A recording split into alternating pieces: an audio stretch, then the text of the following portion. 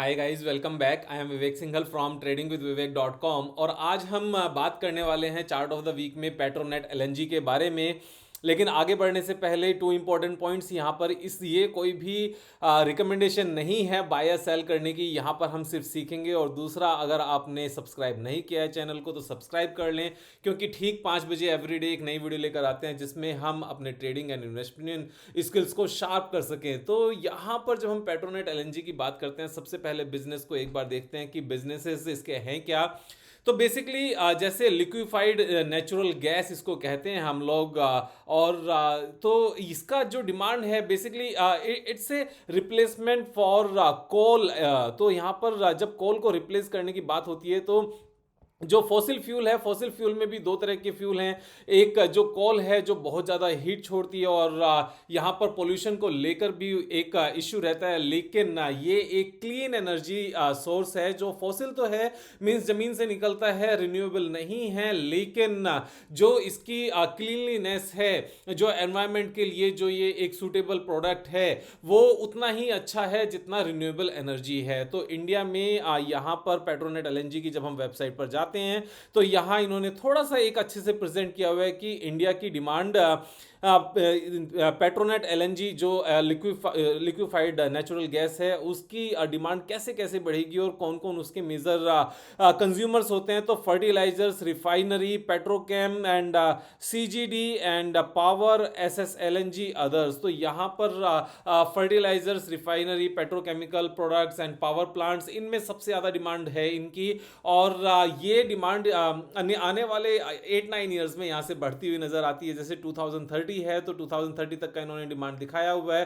Right now the demand is 251 MMS and it is expected to grow to 326 यानी कि 75 MMS यहाँ से ज़्यादा होता हुआ नजर आता है। और इन्होंने यहाँ पर इस चीज़ को प्रिडिक्ट भी किया हुआ है कि एग्जैक्टली कौन कौन से सेक्टर्स की क्या क्या कितनी कितनी डिमांड यहाँ से आएगी। हमें उस चीज़ से बहुत ज़्यादा वैसे फ़र्क नहीं पड़ता कि डिमांड कौन कौन से सेक्टर से ज़्यादा आएगी। अब हम ये बात देखते हैं यहाँ पर कि नेचुरल गैस ये हम लेते कहाँ से हैं। बेसिकली मेजोरिटी ऑफ जो सोर्स है वो हम इंपोर्ट करते हैं यहाँ से, और टू कंपनीज के साथ मेन है, और टू कंट्रीज से मीन्स एक तो कतर से है और दूसरा ऑस्ट्रेलिया से है। तो ऑस्ट्रेलिया में एक्सॉन मोबिल है और आरएएस गैस है कतर से, जहाँ से हमारा मेन यहाँ पर इंपोर्ट होता है।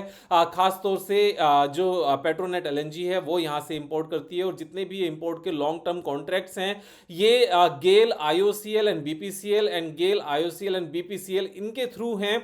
तो यानी कि जो डायरेक्ट कॉन्ट्रैक्ट्स हैं वो आरएएस गैस कतर के गेल, आईओसीएल एंड बीपीसीएल के साथ हैं। सेम एक्सॉन मोबिल के भी गेल, आईओसीएल एंड बीपीसीएल के साथ हैं। अब ये जो मार्केटिंग करती हैं, बेसिकली जो डिस्ट्रीब्यूशन है, ये तीनों कंपनीज इस पर्टिकुलर प्रोडक्ट की ये करते हैं पेट्रोनेट एलएनजी के थ्रू। ये क्यों होता है ऐसे? क्योंकि जो पेट्रोनेट एलएनजी है इसके जो प्रोमोटर्स हैं वो प्रोमोटर ये 4 कंपनीज हैं। जैसे हम प्रोमोटर्स में जाते हैं, प्रोमोटर्स में जाकर हम यहाँ पर देखते हैं ONGC, Indian Oil Corporation, GAIL and Bharat Petroleum Corporation Limited, in 4 companies के पास यहाँ पर 12.5% हिस्सेदारी है।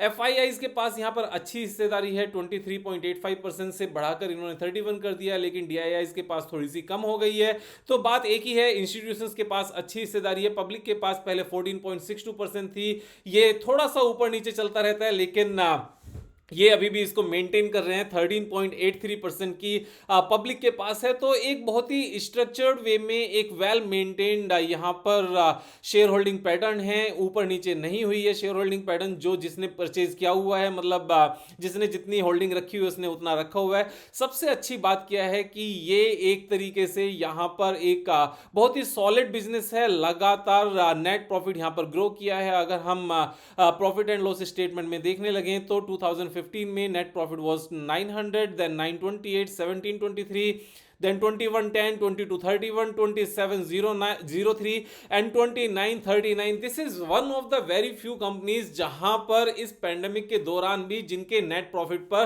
कोई फर्क नहीं पड़ा, बल्कि यहां से ग्रोथ ही दिखी है। तो ये एक बहुत ही प्लस पॉइंट है। हालांकि यहां पर रेवेन्यू में थोड़ा सा फर्क पड़ा है, रेवेन्यू थोड़ी सी कम हुई है यहां पर। तो इससे एक और पॉइंट नजर आता है कि अगर रेवेन्यू जब आने वाले टाइम में आफ्टर दिस पैंडेमिक जब चीजें वापस से खुलेंगी और प्रोडक्शंस की डिमांड भी बढ़ेगी, इसकी भी डिमांड बढ़ेगी, तो वहाँ जब फिर उसके नेट प्रॉफिट और ज़्यादा इंक्रीज होने के पूरे पूरे चांसेस हैं। यहाँ पर एक और बहुत इंपॉर्टेंट पॉइंट है कि यहाँ पर एलएनजी की डिमांड क्यों बढ़ेगी। तो अगर हम यहाँ इसकी फर्दर अगर डिटेल में जाएं जो इन्होंने प्रेजेंटेशन बनाई हुई है, तो world versus India means India versus world में एनर्जी का जो कंजम्पशन है वो परसेंटेज वाइज किस किस का कितना ज़्यादा है। अगर ऑयल की बात करें तो ऑयल 30% इंडिया में कंज्यूम होता है। टोटल रिक्वायरमेंट ऑफ एनर्जी के जो सोर्स हैं टोटल के कंपैरिजन में 30% ऑयल है, वर्ल्ड में 33 है, तो हम उससे थोड़ा सा कम करते हैं।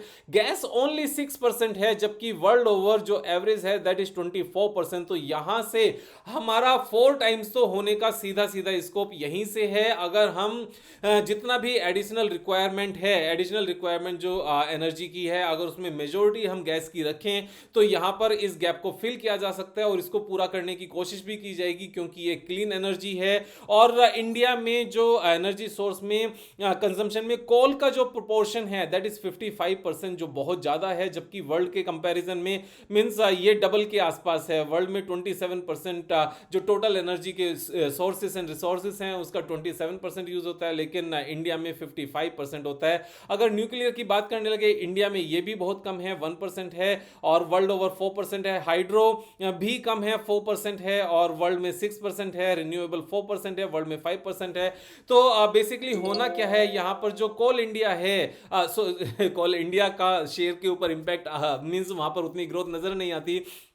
एनीवेज अभी हम कोल इंडिया की बात नहीं कर रहे हैं, कॉल की बात कर रहे हैं। तो कॉल की जो यहाँ पर प्रोपोर्शन है वो धीरे धीरे कम होता जाएगा, एंड ये प्रोपोर्शन हमारा गैस की तरफ, हाइड्रो की तरफ, रिन्यूएबल की तरफ, इनकी तरफ चाहता चला जाएगा। तो यहाँ पर सीधा सीधा स्कोप है, जो पेनिट्रेशन है वो काफ़ी कम है।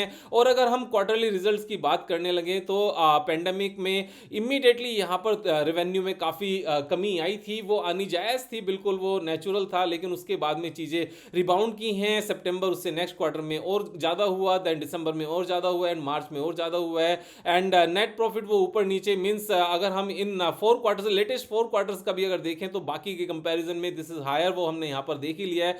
तो प्रॉफिट पर यहां पर कोई इंपैक्ट नहीं है, सारी चीजें अच्छी हैं, सुपर्ब हैं। जहां तक इनके रिटर्न ऑन कैपिटल एम्प्लॉयड की बात करने लगे तो नियर टू 30% है, जो अमेजिंग होता है। प्रोमोटर्स होल्डिंग हमने देख ली 50%, तो प्रोमोटर्स होल्डिंग है, लेकिन यहां पर इंस्टीट्यूशंस के पास भी अच्छी खासी हिस्सेदारी है। Debt equity ratio is very manageable 28%। यहां जो एक और बहुत इंपॉर्टेंट पॉइंट है वो ये है कि यहां पर सितंबर 2016 में, या फिर हम अगर अप्रैल की भी बात करने लगे तो यहां पर अप्रैल 2017 में जो ये ईपीएस है, बेसिकली जो ये बार्स बनी हुई है, दिस इज ईपीएस, एंड जो ये लाइन ड्रॉ की हुई है this is price earning ratio. तो यहां पर price earning ratio has come down consistently in last 5 years, और जो अर्निंग पर शेयर है वो लगातार ऊपर गया है। इसका मीनिंग क्या है? इसका मीनिंग ये है कि पिछले 5 सालों में इन स्पेशली इन 4 इयर्स यहां पर नेट प्रॉफिट तो लगातार इंक्रीज हुआ है। अगर हम 2017 से देखने लगे वो यहां से नजर आता है 1700, 2100, 2200,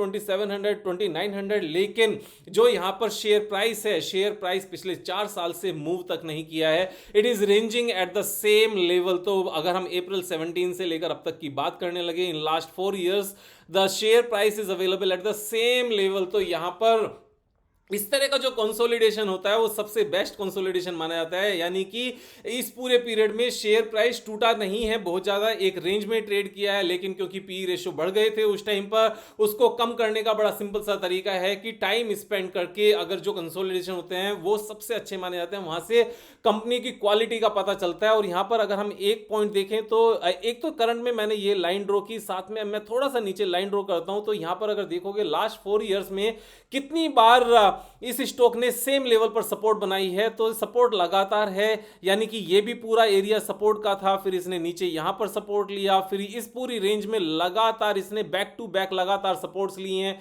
यहां पर पेंडेमिक की वजह से एक नीचे आया, लेकिन इमीडिएटली वी शेप रिकवरी इसने यहां से दिखाई है बिल्कुल, और फिर से इसने यहां पर सपोर्ट ली, फिर से इसने यहां पर सपोर्ट लिया, and again this is available at a support level. तो जब ये इस सपोर्ट पर आकर वापस से बार बार बाउंस बैक करता है तो यहां पर एक पर्टिकुलर लेवल तो हमेशा नजर आता है कि अगर बाउंस बैक करेगा तो यहां तक जरूर आएगा। यहां तक आया, फिर ऊपर गया, फिर नीचे आया, फिर सेम लेवल, फिर नीचे आया, फिर सेम लेवल, अभी वापस से नीचे आके वापस से इसी लेवल को टच करने की इसकी तैयारी होनी चाहिए। और यहां पर अगर हम देखें तो एक ग्रीन कैंडल बनी भी है अच्छी खासी सेम लेवल से इसने बाउंस बैक दिखाने के लिए। यानी कि इसने कितना बाउंस बैक दिखाया है, इंट्राडे में जो इसने बाउंस बैक दिखाया था वो यहां तक था। और यहां तक की अगर बात करें तो 1 2 3 4 5 6 यानी कि लास्ट 6 डेज के प्राइसेस तक ये पहुंच गया। वैसे तो अगर हम टोटल कैंडल्स की बात करने लगे 1 2 3 4 5 6 7 8 9 10 11, तो 11 12 कैंडल्स तक ये पहुंचा है। यानी कि यहां से बाउंस बैक होता हुआ नजर आता है। शॉर्ट टर्म में जो टेक्निकल टारगेट अगर हम रेसिस्टेंस तक देखें तो ये 26% है। लेकिन 26% होने के साथ में यहां पर एक और जो बहुत इंपॉर्टेंट ऑब्जर्वेशन है मैं आपको वो बताता हूं कि अगर हम नीचे जाते हैं और इसके बैक में हम इसको चार्ट को एनालाइज करते हैं तो सेम तरीके से इसने पहले भी यहां पर कंसोलिडेशन दिखाया था। और ये कंसोलिडेशन यहां से लेकर यहां तक सेम प्राइस पर अवेलेबल था जैसे अभी भी सेम प्राइस पर ये अवेलेबल है। यहां से लेकर मार्च 17 से लेकर अगस्त 21 तक सेम इसने कंसोलिडेशन दिखाया था। अपना जुलाई 11 से लेकर सितंबर 15 तक तो सेम ही टाइम पे ये कंसोलिडेशन था और 4 इयर्स लगे थे। 4 इयर्स के बाद में जब इसने यहां से पिकअप करना शुरू किया और शेयर प्राइस ने ऊपर जाना शुरू किया, देन विद इन 2 इयर्स यानी कि 762 डेज, विद इन 2 इयर्स इसने 214% का यहां से गेन दिया। यानी कि शेयर प्राइस हमारा 3 टाइम्स हो गया।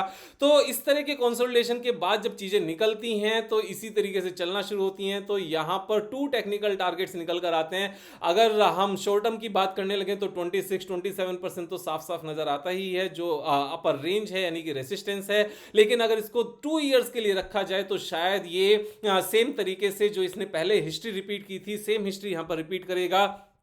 और इस बात के पूरे पूरे चांसेस हैं कि ये यहां से 3 टाइम्स हो सकता है नेक्स्ट 2 इयर्स में। अगर 3 टाइम्स होता है यानी कि 200% का इसका स्कोप है तो यहां पर शेयर प्राइस निकल कर आता है 658 के आसपास। ये 204% तक है लेकिन अगर 214% तक ले ले इसको 700 डेज के हिसाब से तो ये हमारा 696-86 के आसपास निकल कर आता है। तो जिन्होंने यहां पर लॉन्ग टर्म के लिए देखना है वो यहां पर टेक्निकल टारगेट से इसको कंसिडर कर सकते हैं और जिन्होंने शॉर्ट टर्म देखना है इसको कंसीडर कर सकते हैं। कंसीडर करने का यहां पर मतलब क्या है कि टेक्निकली चीजें इस तरीके से काम करती हैं। ये रिकमेंडेशन नहीं है। चार्ट ऑफ द वीक में आज यही। और सब्सक्राइब कर लेना अगर सब्सक्राइब नहीं किया है। कल फिर मिलेंगे एक वीडियो के साथ, तब तक मजे करो यार। Thank you so much, have a nice day.